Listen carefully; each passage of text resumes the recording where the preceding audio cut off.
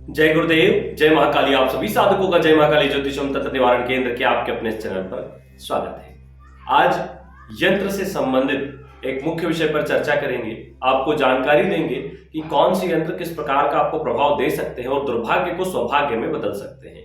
यंत्रों में वो क्षमता निहित है कि किसी भी प्रकार के कार्य की वो सिद्धि कर सकते हैं, दुर्भाग्य को सौभाग्य में बदल सकते हैं। लेकिन बहुत से लोगों को लगता है कि हर यंत्र उनके एक जैसे प्रकार होते हैं और उन्होंने कुछ यंत्रों को पास में रखा लेकिन लाभ नहीं हुआ। तो हम आपको बता दें कि यंत्र अलग अलग प्रकार के होते हैं और इसी वजह से कि आप सही यंत्र की पहचान नहीं कर पाते, इसलिए उसका लाभ नहीं उठा पाते। सबसे पहली बात, यंत्र लेते समय एक चीज देखें कि दो प्रकार के यंत्र होते हैं। एक जिनमें गड्ढा करके और यंत्र बनाया जाता है, दूसरे जो उभरे हुए होते हैं। तो जो गड्ढा करके यंत्र बनाए जाते हैं उनका प्रभाव थोड़ा कम होता है, इसीलिए वो सस्ते होते हैं। और जिनमें उभरे हुए होते हैं, सारे लिखावट, उसके अक्षर और उसके आकृति बाहर की तरफ उभरी हुई होती है, वो 100% कार्य करते हैं। इसमें भी अलग अलग क्वालिटी होती है। कुछ यंत्र ताम्र में, कुछ अष्टधातु में, कुछ स्वर्ण में, कुछ रजत में, अलग अलग की क्वालिटी। हर व्यक्ति हर कुछ अफोर्ड नहीं कर सकता, हर व्यक्ति अष्ट धातु अफोर्ड नहीं कर सकता। तो ज्यादातर ताम्र या ब्रास में ही लोग इस्तेमाल करते हैं। चूंकि उन्हें भी प्रभावशाली बनाया जा सकता है, थोड़ी मेहनत लगती है। हर व्यक्ति अष्ट धातु नहीं ले सकता। छोटा सा यंत्र भी 25-26 हजार रुपए का आता है, तो हर व्यक्ति तो नहीं ले पाएगा। वो तो 2000-3000 रुपए का यंत्र बहुत हो गया उसके लिए। तो इसलिए छोटे यंत्रों का भले ही आप प्रयोग करें, लेकिन यंत्र सही होना चाहिए। ये होती है इसकी पहली स्टेप। उसके बाद यंत्र आप प्राण प्रतिष्ठा करते हैं, वो चीज बहुत मायने रखती है। शुक्र की होरा में की गई प्राण प्रतिष्ठा, वो भी सभी चीजों को देखकर, पंचक आदि ना हो, भद्रा आदि देखी जाए, सारी चीजों को देखा जाए, शुक्र की होरा हो और यदि इसमें कोई अच्छा नक्षत्र हो, पुष्य हो या फिर बुधवार हो, इन सारी चीजों को देख के फिर प्राण प्रतिष्ठा विधिवत की जाए यज्ञ हवन के माध्यम से, तब उसके अति उत्तम फल प्राप्त होते हैं। आपने कुबेर यंत्र, श्री लक्ष्मी यंत्र, श्री कुबेर यंत्र और श्री यंत्र तीनों को विधिवत प्राण प्रतिष्ठित करने के बाद में एक एक करके उनका अनुष्ठान किया जाए। जैसे हमने कुबेर साधना दी है, तो पहले आप कुबेर यंत्र पे कुबेर साधना करें, फिर आप कनक धारा मंत्र के साथ या फिर कनक धारा स्तोत्र के प्रतिदिन 21 पाठ या 11 पाठ संकल्प लेके 11 दिन तक करें। और श्री सूक्त आप 11 दिन का संकल्प लेके 11-11 पाठ कर लें। इस प्रकार आप उन तीनों को कंप्लीट कर लें। कंप्लीट करने के बाद में ये आपने अपने कंप्लीट कर दिया, आपने उनको तांबे की प्लेट में स्थापित करना है, लाल कपड़ा बिछा के। प्रतिदिन पूजन करना है और शुक्रवार के रोज घी से स्नान करवाना है, शुद्ध गाय का घी। और पुनः एक एक पाठ श्री सूक्त, कनकधारा स्तोत्र, कुबेर स्तोत्र एवं कुबेर मंत्र, कनकधारा मंत्र और महालक्ष्मी मंत्रों का मंत्र जाप करना है। और फिर एक विशेष प्रक्रिया करनी है। उस विशेष प्रक्रिया में क्या होगा वो भी आपको बताएंगे, लेकिन इससे पहले आप समझिए कि यंत्रों के साथ लोग गलतियां क्या करते हैं और क्या सावधानियां रखनी चाहिए। एक, जिस प्लेट में आप यंत्रों को रखते हैं विधिवत उसकी साफ सफाई होती रहे, वहां कोई गंदगी ना रहे, धूप दीप, क्योंकि यंत्र वो स्थान है जहां देवता विराजमान होते हैं। एक तरह से ये उनके रथ हैं, उनके रहने की जगह है, उनके आवास है, उनके रथ आदि हैं। जब आप उनका आवाहन करेंगे तो वो उसी में स्थापित होंगे और उसी के माध्यम से आपसे वो संपर्क स्थापित करते हैं, आपके कार्य सिद्धि को करते हैं। तो यंत्र को आप विधिवत पूजन करें, साफ सुथरी जगह रखें, नाभि से ऊपर हाइट होनी चाहिए पूजन करते समय। तो इस प्रकार से आप उनका विधिवत पूजन करें। समय समय पर अनुष्ठान करते रहें। कनकधारा स्तोत्र के लिए कनकधारा पाठ करते रहें। यदि प्रतिदिन करें तो अति उत्तम। यदि आपके पास तीनों यंत्र आपने एक साथ स्थापित करे हैं, बीच में श्री यंत्र, उसके आपके सामने लेफ्ट वाली साइड पे आप कुबेर यंत्र और आपके राइट वाली साइड पे कनकधारा यंत्र स्थापित करें। एक ही प्लेट में भी कर देंगे, बड़ी प्लेट में तो चलेगा।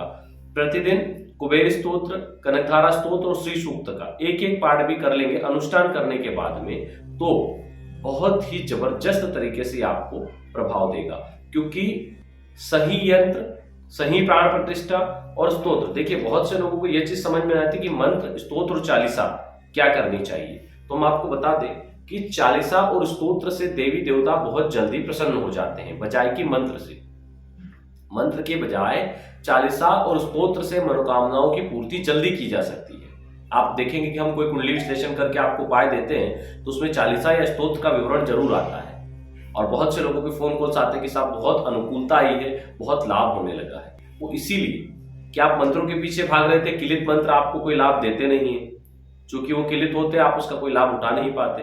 तो जब हम आपको स्तोत्र या चालीसा देते तो वो कोई किलर नहीं होता उन पे, और वो आपको पूर्ण रूप से लाभान्वित करते हैं, तो उसका लाभ आपको दिखता है। तो इन चीजों को आपको पहले समझना पड़ेगा कि हम जो कर रहे हैं क्या वो लॉक है या अनलॉक है। तो इसीलिए चीजों को समझिए और फिर करिए ताकि आप उनका पूरा लाभ उठा पाए। कई मंत्र किलित हैं और लोग उन्हें करते जाते हैं, लाभ नहीं होते, जबकि कई बार उनको गुरुमुख से मिला हुआ या फिर ऐसा मंत्र जो किलित नहीं है प्राप्त होता है और उनको उसके चमत्कारिक रिजल्ट आ जाते हैं। सही शक्तिपाठ दीक्षा के माध्यम से गुरु से दिया गया मंत्र 100% काम करता ही है, लेकिन हर व्यक्ति के लिए संभव नहीं हो पाता कि सही गुरु मिले और सही तरीके से उसे शक्तिपात हो जाए। तो स्तोत्र चालीसा के माध्यम से आप अपनी इस कमी को पूरी करिए। क्या गुरु की कमी कोई पूरी नहीं कर सकता, लेकिन आर्थिक समस्याओं से निपटने के लिए आप ये कार्य करें। आप अपनी आर्थिक समस्याओं से बाहर आएंगे और धन प्राप्ति जरूर होगी। ये तीनों यंत्र चमत्कारिक रूप से धन देने वाले हैं। ऐसा हो ही नहीं सकता कि आप बताई गई साधना को करें। अभी इसमें एक चीज बताना बाकी है जो बहुत इंपॉर्टेंट है, वो भी बताएंगे, लेकिन उससे पहले समझिए चीजों को कि ऐसा हो ही नहीं सकता कि आप इस प्रोसेस को फॉलो करें और धन आपके पास ना आए। गारंटी के साथ कह सकते हैं कि आप इसको करेंगे तो सवा डेढ़ महीने से 2 महीने में अगर आपके पास नौकरी आदि नहीं हो, नौकरी ढूंढ रहे हैं तो 100% मिलेगी ही मिलेगी। कोई भी लिंक आपकी बन जाएगी और आपको मिलेगी, क्योंकि इसके हमने कई प्रैक्टिकल कर लिए। दूसरा, अगर आपके व्यापार धंधे में लाभ नहीं हो रहा, स्थायी लक्ष्मी प्राप्त होने चालू हो जाएगी। लक्ष्मी टिक नहीं रही, टिकने लग जाएगी। आपको 100 रुपए की भी परेशानी आ जाती है घर में तो ये समझिए कि लक्ष्मी टिकने लग जाएगी। करना पड़ेगा, ये ऐसा ही चमत्कारिक प्रयोग है। आप लोगों को हमने सीधी चीजें दे दी निकाल के। आपको शायद पता नहीं, हमने जो शॉर्ट में अपलोड किया है श्री सूक्त, चैनल पे अपलोड किया हुआ, उसका पेज भी अपलोड किया, आप देखेंगे जाके तो हमने उसमें एक अपलोड किया हुआ पेज, उसमें पूरा श्री सूक्त है। आप मार्केट के श्री सूक्त और उसके शब्दों को मिलाइए, आपको पता चलेगा कि मार्केट और उसमें जो आप किताब खरीद के लाते हैं उसमें और इस श्री सूक्त में बहुत अंतर है। पद्ममालिम, जहां पर पद्ममालिनीम लिखा है, कहीं प्रबोधनिम लिखा है, तो शब्दों में बहुत चेंजेस है। हमने सतगुरुदेव की कृपा से इसे प्राप्त किया है और जहां जहां गलतियां थी पहले उसको ढूंढा और फिर गुरुदेव के दिए हुए श्री सूक्त से इसको मिलाया तो पता चला कि सतगुरुदेव ने जो शुद्ध श्री सूक्त दिया है वो और इसमें अंतर है। तभी लोग इसका फायदा नहीं उठा पा रहे, श्री सूक्त करने पे भी उनको लाभ नहीं हो रहा है। तो फिर इसमें जो भी संशोधन हो सकते थे वो हमने किए और किया, इसको आपके सामने रखा, तो ये 100% काम करता है। साथ में हवन की विधि भी हमने चैनल पे दी हुई है, तो हवन से इसका जो प्रभाव है वो 100 गुना बढ़ जाता है। छोटी सी लघु विधि है, शुक्रवार को करिए। आपका जब अनुष्ठान आप कर रहे हैं तो ये तीनों यंत्रों का अनुष्ठान पूर्ण होने के बाद आपको हर शुक्रवार इन यंत्रों को घी से निलाना है और घी से निलाने के बाद वही लघु श्री सूक्त की विधि से हवन करना है। 11 मंत्र आपको गणेश मंत्र की करना है, 11 आहुति और 11 आहुति गुरु मंत्र की करना है। उसके बाद हमने जो उसमें अलग अलग मंत्र दिए हैं, आप चैनल पे चेक करेंगे वहां जाके श्री सूक्त की विधि में तो आपको पता चलेगा। हमने अलग अलग मंत्र दिए, उन सभी मंत्रों का प्रयोग करें। अगर आपने अघोर लक्ष्मी कर लिया है, अघोर लक्ष्मी का प्रयोग करें। स्थिर लक्ष्मी कर लिया है तो स्थिर लक्ष्मी के मंत्र की आहुति डालें। लक्ष्मी के जितने प्रकार के मंत्रों की आपने, जितने भी प्रकार के लक्ष्मी के मंत्रों की आपने साधना की है, प्रयोग किए, वो सभी मंत्र इसमें पहले संपुटित करना है। वो करने के बाद में फिर श्री सूक्त करना है और फिर पुनः इन सभी मंत्रों की आहुति देना है। 3 पार्ट से श्री सूक्त करना है, फिर पुनः इन सभी मंत्रों की आहुति देना है। इसमें कुबेर मंत्र और कनकधारा मंत्र भी आएगा। आप चाहे तो कुबेर स्तोत्र और कनकधारा स्तोत्र की भी आहुति दे सकते हैं, लेकिन उसकी आवश्यकता नहीं, केवल उनके मंत्रों से आहुति दे और श्री सूक्त से 16 श्लोकों से 1 पार्ट, 2 पार्ट, 3 पार्ट, तो 3 पार्ट की आहुति कर दे। आप देखेंगे कि लक्ष्मी रुकने लग जाएगी, घर पे स्थिर होने लग जाएगी, आवक बढ़ने लग जाएगी, नौकरी नहीं है मिलने लग जाएगी, मान सम्मान नहीं मिलता मिलने लग जाएगा। देखो मंत्रों में बहुत चमत्कार है। सही मंत्र, सही संपुटित मंत्रों के साथ, स्तोत्र के साथ संपुटित करके यदि प्रयोग किया जाए, सही सामग्री, सही विधि और सही दिन, योग का तालमेल अगर आपने बिठा लिया और आपने किया तो 100% लाभ होगा।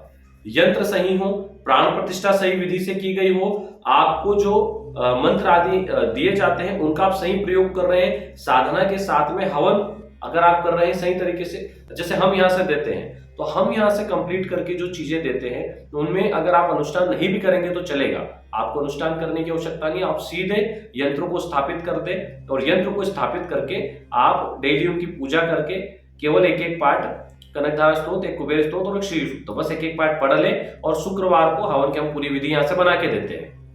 उन मंत्रों को आहुति दे, उसके बाद श्री सूक्ति से आहुति दे और फिर उन मंत्रों से आहुति दे, हो गया काम। इससे ज्यादा कुछ नहीं करना है आपको। अलग अलग कुबेर जी, लक्ष्मी जी, श्री सूक्त के या फिर कनकधारा स्तोत्र के अनुष्ठान करने की आवश्यकता नहीं है, वो सारा यहाँ से कंप्लीट होके जाता है। आपको सिर्फ शुक्रवार वाली प्रोसेस करना है और प्रतिदिन वो जो आपको पाठ करना है, बस वही। तो आप देखेंगे कि चमत्कारिक रूप से इनके रिजल्ट आते हैं।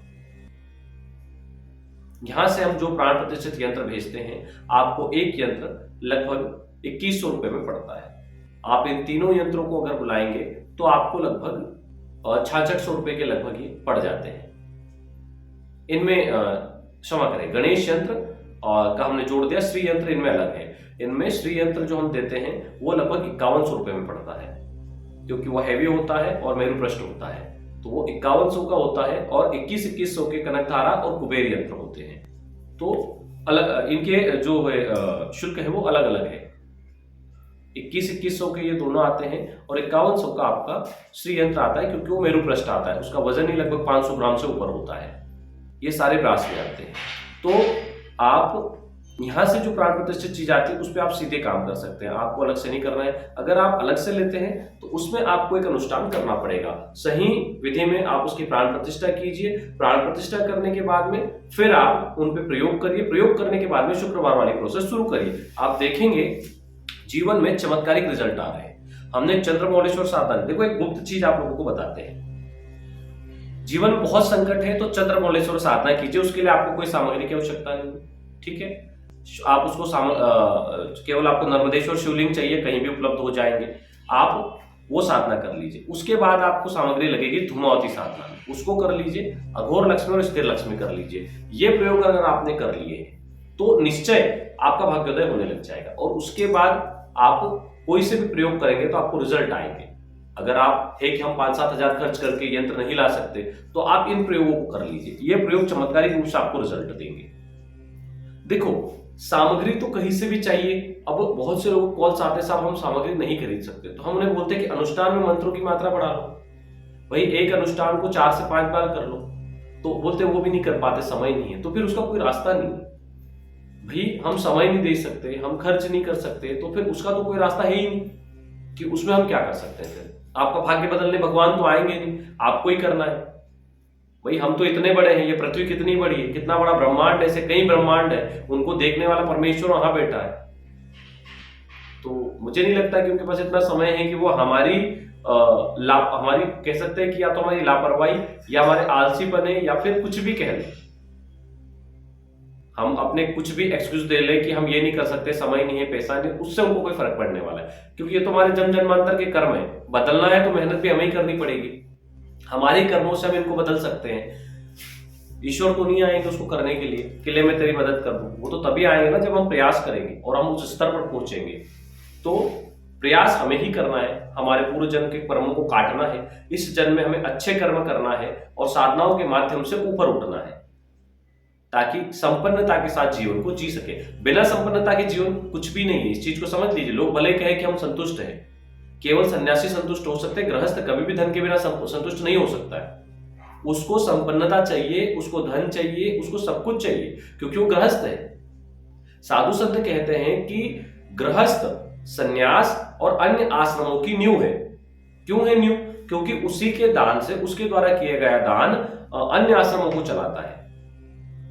मैं ये नहीं कहता कि अन्य आश्रम इस पर निर्भर है, लेकिन ऐसा साधु संतों के मुख से सुना गया है कि जो गृहस्थ आश्रम है वो बहुत इंपॉर्टेंट है अन्य आश्रमों के लिए, क्योंकि उनके द्वारा दिए गया दान, उनके द्वारा की गई क्रियाएं अन्य आश्रमों को चलाने में बहुत मदद करती है। और आप देखेंगे कि ज्यादातर दान जो होता है वो गृहस्थों की तरफ से जाता है। किसी भी जगह आप देख लीजिए, तो आप कहीं पर जाते हैं, आप गृहस्थ हैं या फिर आप कहीं जाते हैं, तो आपको मान लीजिए कोई भंडारा हो रहा है किसी तीर्थ स्थान पे, तो आपको भोजन नहीं करना चाहिए, क्योंकि आप देने में अगर सक्षम है, आप दान करने में सक्षम है, तो दान करिए। वो जो भोजन आप कर रहे हैं वो किसी और के काम आएगा, वो किसी और के काम आएगा।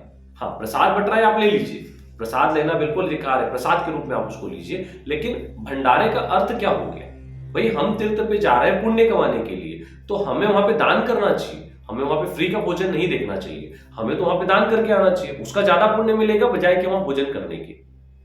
अन्नदान महादान होता है, तो वहां पे दान करके आइए। जब आप किसी तीर्थ स्थान पे जा रहे हैं, कहीं पे भी फ्री का भोजन ना करें, क्योंकि वो वहां पर सैकड़ों साधु संत, सैकड़ों सन्यासी जो वहां पे प्रभु भक्ति कर रहे हैं, वो उनके लिए है, वो उनके लिए, क्योंकि उनका आश्रय वही है। आप गृहस्थ हैं, आपके पास पैसा है, तो आप अपना भोजन स्वयं करिए। तो इस छोटी छोटी चीज, हो सकता है मेरी इस बात से किसी लोगों को बुरा लगे, लेकिन आप जब चिंतन करेंगे तो आपको पता चलेगा कि जो बोला है वो सही है। भाई गृहस्थ का क्या कर्तव्य है? वो खुद को संपन्न बनाए। दरिद्र बना रहे ये तो उसकी न्यूनता है, लेकिन वो खुद को संपन्न बना ले, वो खुद को संपन्न बना ले, ये उसका पुरुषार्थ है, ये उसके गृहस्थ जीवन की सार्थकता है।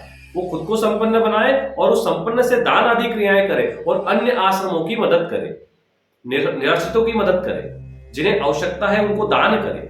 बहुत से ऐसे लोग मैंने देखे जो जीवन भर खुद और परिवार में ही परेशान है, दान को समझते ही नहीं क्या है।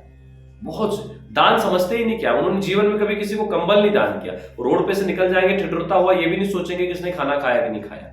हम रोड से निकलते तो हमारी नजरें इधर उधर होती है कि कोई भूखा तो नहीं है आसपास, गाड़ी रोक के सबसे पहले उनको खाना खिलाते हैं। तो भाई आपके अंदर वो दया का भाव ही नहीं है, तो ईश्वर आपके प्रति दयालु कैसे होगा? आप कहते हैं मेरे को बहुत समस्या है, कर्जा हो गया, ये हो गया, फलाना हो गया। अरे भाई, तो आपके अंदर दया का भाव क्या है? नहीं? जब आपका अच्छा समय चला तब आपने किसी पे दया की, आपने सोचा कि मैं अपने घर में बैठा हूं ठंड में, तो रोड पे कभी कोई ठिठुर रहा हो तो 2-4 कंबल लेकर रात को निकल जाऊं, दे दूंगा लोगों को। क्या अभी कभी सोचा कि चलो आज रोड पे जाते हैं, कोई भूखा हो तो पूछ तो ले कि भाई खाना खाना है, खाना खिला दे क्या? आपने ऐसा कभी नहीं सोचा। तो जब आपने अपनी संपन्नता के समय लोगों पर दया नहीं की, तो आज आप पर ईश्वर क्यों दया करेंगे? क्या विशेष है? क्या किया आपने? और कुछ लोग कहते हैं साहब हम तो शुरू से ही तकलीफ उठा रहे हैं, तो क्या हो गया? राजा हरिश्चंद्र ने अपना सब कुछ बेच दिया, सब कुछ दान कर दिया, क्षमा करें, बेचा नहीं, सब कुछ दान कर दिया, जो पास में था वो भी दे दिया। उन्होंने तो ईश्वर से शिकायत नहीं की, उन्होंने तो कभी ईश्वर से शिकायत नहीं की, तभी तो राजा हरिश्चंद्र है। तो होता क्या है कि आप चाहे किसी भी समय से गुजर रहे हो, आपके पास अगर एक अच्छा दिल है तो मदद के रास्ते निकल आएंगे। जरूरी नहीं किसी की मदद पैसे से ही हो। अपने पास 2 रोटी हो तो 1 रोटी उसको भी खिला सकते हैं। अगर 2 रोटी है ना तो 1 रोटी उसको भी खिला सकते हैं। 50 रुपए है तो 25 उसे भी दे सकते हैं। दान करने की भावना होनी चाहिए। दान कितना बड़ा है वो महत्व नहीं रखता है, दान कितना बड़ा है महत्व नहीं रखता है। भगवान के लिए तो राजा बलि ने अपना जीता हुआ सारा संसार दे दिया, और माई सबरी ने कुछ मीठे बेर खिला दिए, दोनों ही बराबर है उनके लिए।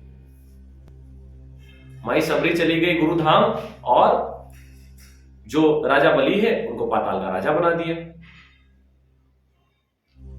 तो कहने का मतलब है कि दान के लिए आपको ये नहीं समझना चाहिए कि मैं छोटा हूं या बड़ा हूं, आप अपने लायक दान करिए। बहुत से लोगों को देखा है, रास्ते चलते लोगों को 1 रुपया दान करते। क्या आता है 1 रुपये में? शर्म तो करो, क्या आता है 1 रुपये में? नाश्ता भी नहीं होता उसका, कोई बूढ़ी माई बेटी चाय भी नहीं आती उससे, 1 रुपया देते हैं। कम से कम 10 रुपए तो दो, इतना सामर्थ्य तो है। खुद भूखे रह लो, नहीं बोले हम भूखे कैसे रहे? वाह, तो फिर ईश्वर आप पे दया क्यों करेंगे? जब आप न त्याग जानते हो, न दान जानते हो, स्वार्थ है आप में। तो ऐसे लोग जो अपना रोना रोते हैं वो पक्के स्वार्थी हैं, और उनके अंदर वो दया का भाव नहीं है। वो दिखावा बहुत करते हैं, लेकिन है नहीं, वो भी अंदर से जानते हैं। इसीलिए कहते हैं कि भाग्य को बदलना है तो अपने आप को समृद्ध बनाओ, तभी आप दान आदि क्रियाएं कर पाओगे। और दान से बड़ा और त्याग से बड़ा कुछ भी नहीं है संसार में, ध्यान रखना। तो इन यंत्रों के माध्यम से आप आगे बढ़े। इन यंत्रों को आप अपने घर में स्थापित करें, स्थापित करके व्यवस्थित प्राण प्रतिष्ठा पूजन आदि क्रियाओं से अपने परिवार को संपन्न बनाएं, ताकि आने वाली पीढ़ियां भी समृद्ध हो सके और दान धर्म की क्रियाएं उनमें जागृत हो सके। श्री सूक्त चैनल पर हम पहले अपलोड कर चुके हैं, उसकी सारी विधि आप देख लीजिए, उसका वीडियो भी हमने अपलोड कर दिया है। जब आप इन चीजों को समझेंगे, ध्यान से शब्दों पर गौर करेंगे, चिंतन करेंगे, मनन करेंगे, 100 रास्ते निकल आएंगे। और जब एक बार इस प्रवृत्ति में आप प्रवृत्त हो गए तो याद रखिए ऐसे ऐसे चमत्कार होने लग जाएंगे आपके साथ जो आपने कभी सोचे भी नहीं। बहुत से लोग कहते हैं कि हम साधना में बहुत समय से, लेकिन हमने कभी अनुभव या चमत्कार नहीं देखे। तो उनकी प्रवृत्ति उनको सुधारनी पड़ेगी। ईश्वर क्यों आपके आसपास आए, शक्तियां क्यों आपके आसपास आए, आपके अंदर क्या कमी है और क्या खासियत है, इसका मूल्यांकन आप खुद कीजिए। अपनी कमियों का मूल्यांकन कीजिए और अपने अंदर क्या खासियत है कि ईश्वर आपके पास आए, इस चीज का मूल्यांकन कीजिए। कैसे करेंगे? तो इस चीज का मूल्यांकन इस तरीके से कीजिए कि राजा बलि के पास क्यों आए, माता सबरी के पास क्यों आए, देवी अहिल्या के पास क्यों आए, भगवान अपने भक्तों के पास गए, क्यों गए, उनके अंदर क्या खासियत थी और आपके अंदर क्या खासियत है। इन चीजों को देखिए, तब समझ में आएगा कि हमारे अंदर कुछ नहीं है इसलिए नहीं आते। तो वो खासियत बनाइए। चलिए, जय गुरुदेव, जय महाकाली।